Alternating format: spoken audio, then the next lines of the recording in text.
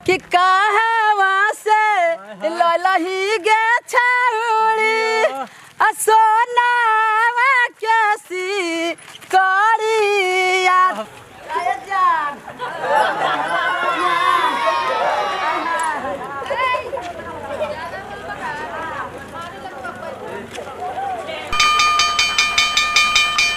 Good morning sir. Very good morning. बैठो सब, attendance बोलो। पकौड़ी लाल, सर। लाजो लिपस्टिक, आय हाय यस सर। फूलन फुलक्कड़, प्रेग्नेंट सर।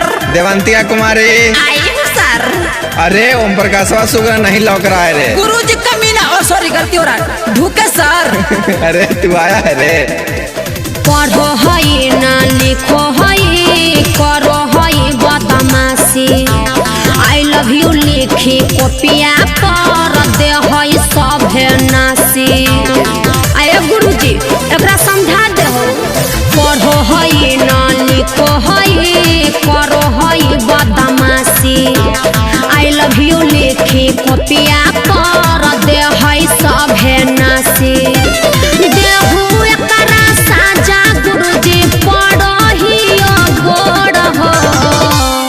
हाँ जी, यही सब करता है सर जी। वो दिखाती है तन हम देखते हैं। सॉरी, वो देखती है तन हम देखते हैं।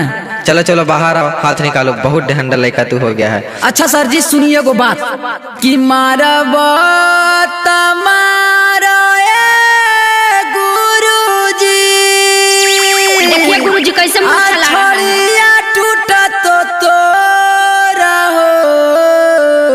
अरे का पुरान का गाओ तो डीजे में गाओ, डीजे में। गुरुजी आगे का फरमाइश सुनिए। अच्छा सुनाओ।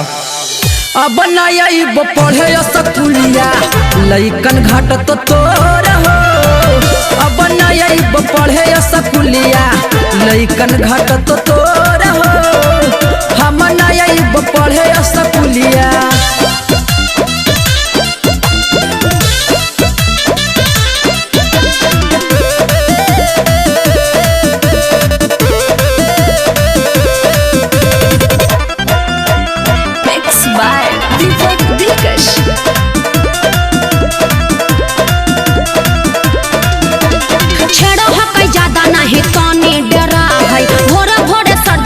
पीछे में डरा है। ये सर जी दिखाई है तब न देखे हैं का रे? इसका घर नहीं सर जी बहुत झूठ बोलता है।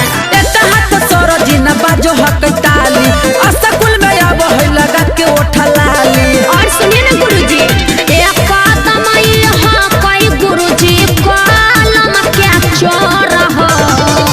नहीं सर जी एकदम गलत बोल रही है। तो सही क्या है बताओ। सर जी ये देती है तब न हम लेते अरे हैं। बेहुदा, गलत मत समझिए कलम। तू सही में गाधा है। तो सुनो इधर, तुमको अभी तक बोला है, तू अभी तक आया नहीं है। कि मारब तमारो ए गुरुजी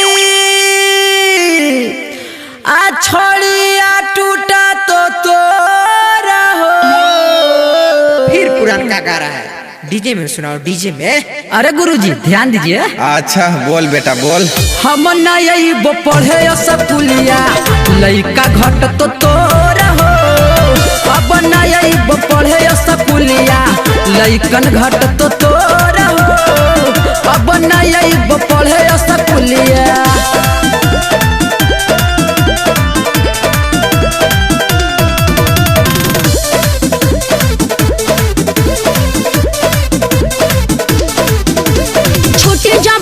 गेट पर करो है सवाली रोडवा पर चलते छड़ा पूछो है सवाली। सर जी ये गलत बोल रही है। जब तक ये नहीं छेड़वाती है तो इसको भी मन नहीं लगता है। चुप रहो कुत्ता। बोला है ये बहुत सर जी हाई बोला कर बिकिरा वो सनवा से चलो है जाकर। सुनो ना हो कोई ओम पर का सवा सर जी बड़ी लता पर हो। देखिए सर मेरे साथ बहुत अन्याय हो रहा है। क्या अन्याय हो रहा है सर जी? ये चुम्मा भी मांगता है। अरे हरामखोर। क्या सर? कि मारब तमारो ए गुरुजी